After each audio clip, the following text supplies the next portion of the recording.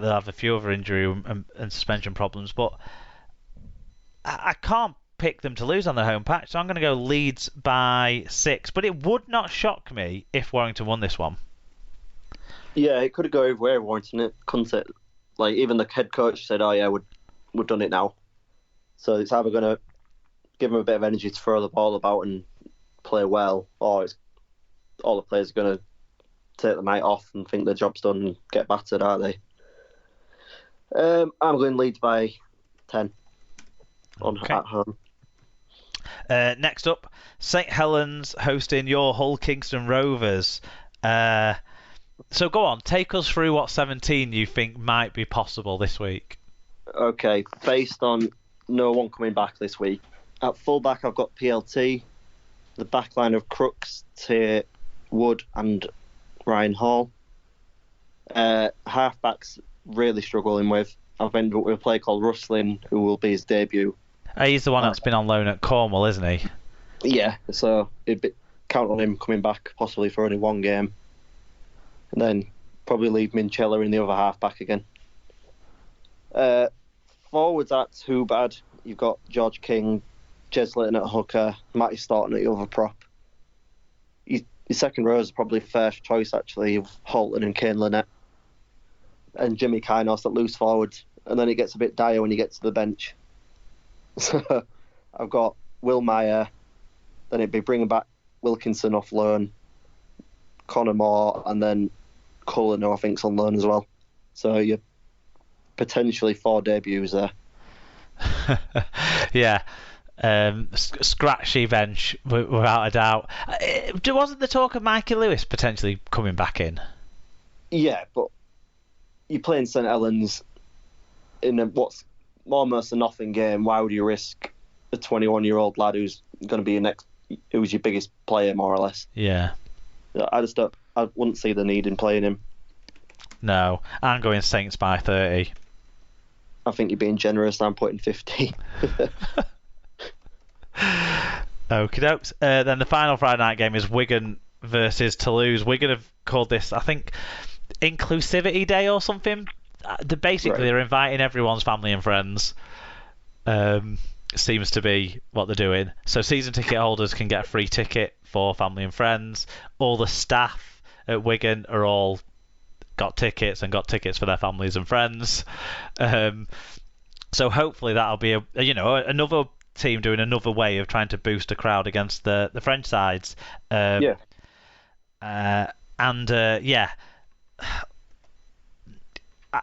Toulouse say that Toulouse's best player this year has possibly been, certainly in terms of with the ball, has possibly been Ashwell Butt. He's out suspended. Their kind of key man that they brought in to turn things around, Corey Norman, he's suspended. So I don't know I can't see that that'll help them in any way, shape or form. Wigan will want to bounce back, and Wigan are unbeaten still at home this year. I can't see Wigan getting beaten.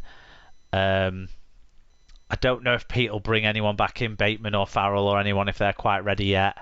But I think he'll want the players to respond to last week. So I'm going to go Wigan by 20.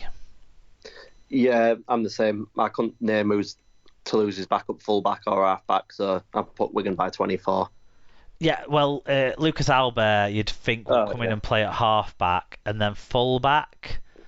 That's maybe they put Gigo at fullback, but then they have to find someone else for the halves. Marion maybe will slip into the halves. That makes them a lot weaker. Yeah. Then Saturday, 6 p.m. Catalans versus Salford. I wish this one was on telly. Yeah, it's a shame it's not, isn't it? It is a big shame it's not. What do you reckon will happen in this one? I always find it hard to back against Catalans at home. Salford are looking at some nice form, chasing that playoff spot, and Catalans more or less guaranteed one. I am putting Catalans by 4, but that's just because I refuse to back against them when they play at home. Don't matter who they're playing. In that case, because I'd already decided that I was going to go with whatever you didn't say. I'll go Salford by 4, and you go Catalans by 4. Because I don't know. This is a game that I think is too hard to pick. Catalans aren't at full strength at the moment. Salford are somewhere near that. But Catalans, like you say, are a tough beat on their home patch. So yeah, I'm going to go Salford just on the balance of form, and you'll go with Catalans on the balance of home. Yeah. With Women's Super League, there's no Group 1 games this week, so game of the week comes from Group 2, Barrow versus Bradford. That's two of the sides that have got decent records in that competition this year. Sunday 2 p.m. for that one.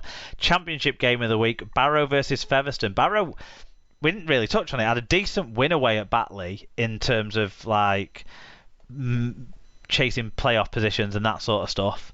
And obviously Featherstone seemed to be back to somewhat of form with that big win, but it was against a bad side. So Featherstone need to book their ideas up, I think, against these playoff ready sides, and Barrow will be a good test. Sunday 3 p.m. for that one. Then League 1 game of the week, Doncaster versus Keighley, Sunday 3 p.m. This could be the game that Keighley secure their return to the championship after, I was reading, an 8-year absence from the second tier, which seems like a long time for a club like Keighley. I always thought they were more of a yo-yo side than that, but obviously not. Yeah, seems to have gone for it this year though. They've blown the budget on players and stuff, so they're ready. Seems to be ready. Yeah, and it'll be a nice way for Scott Morrell to end his career with another promotion. Make sure you get your fan views in on all of those games, and any other rugby league action that you take in over the weekend. We'd love to hear about it. Yeah, we'll get those from you for next week. We're now going to move into wrapping up the show for the 354th time. Or the first time for you, buddy. Yeah, first time.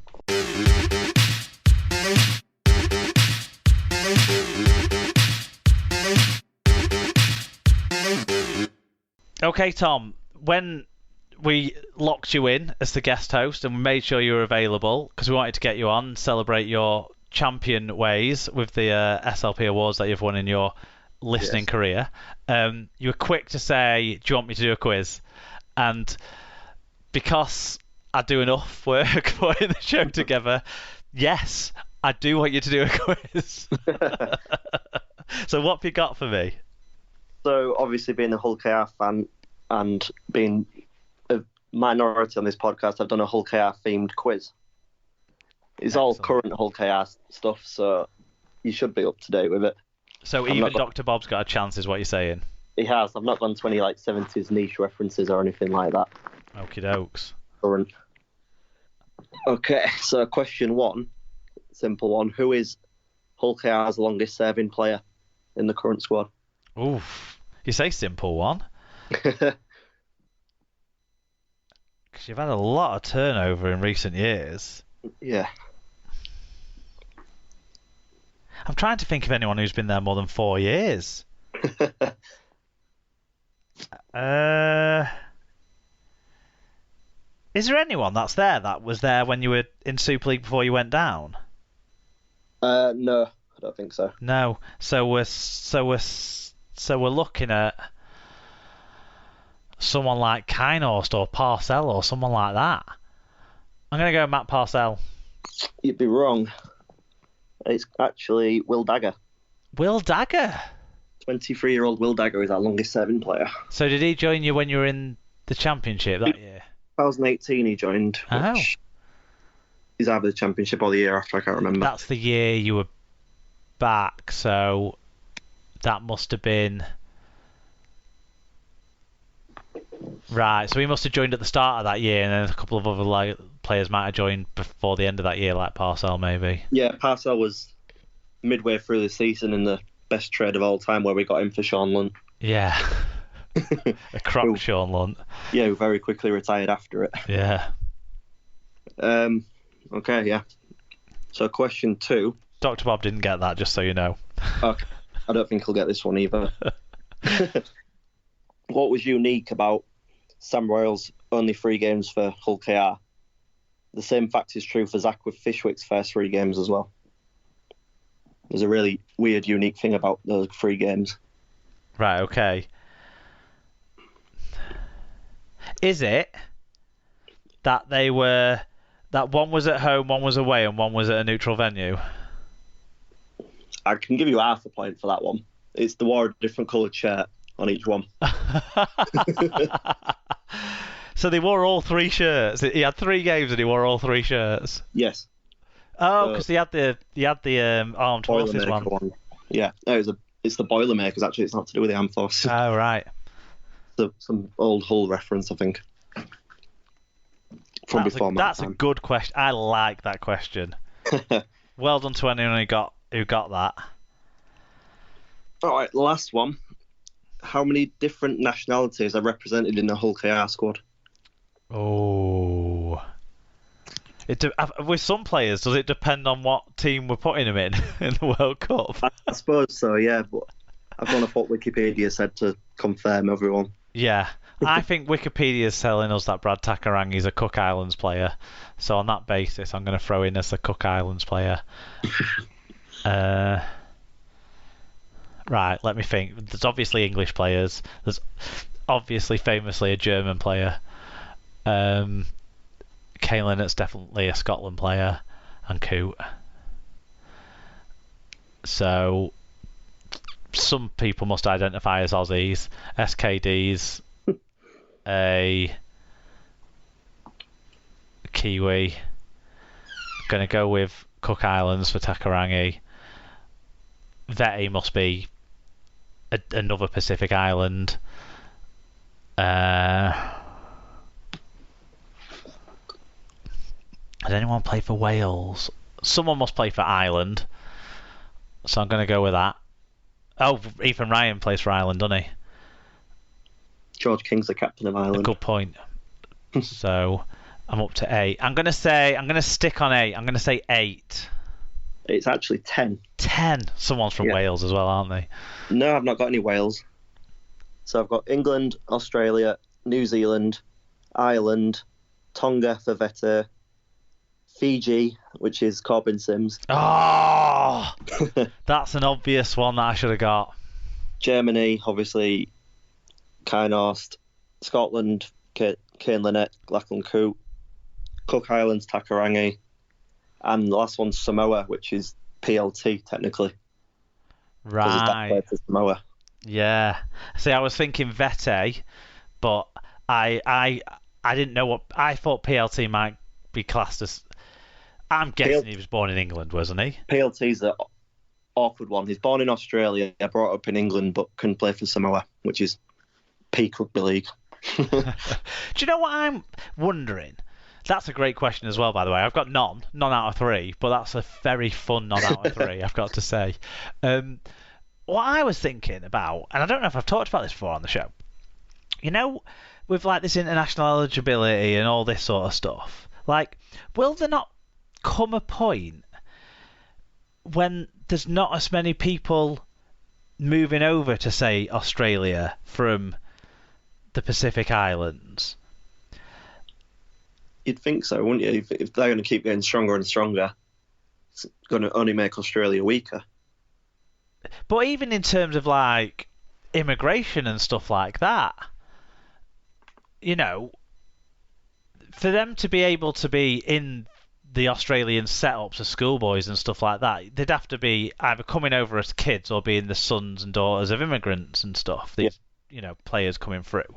Right, so say Australia changes its rules, or say the Pacific Islanders stop wanting to go to Australia, say, right?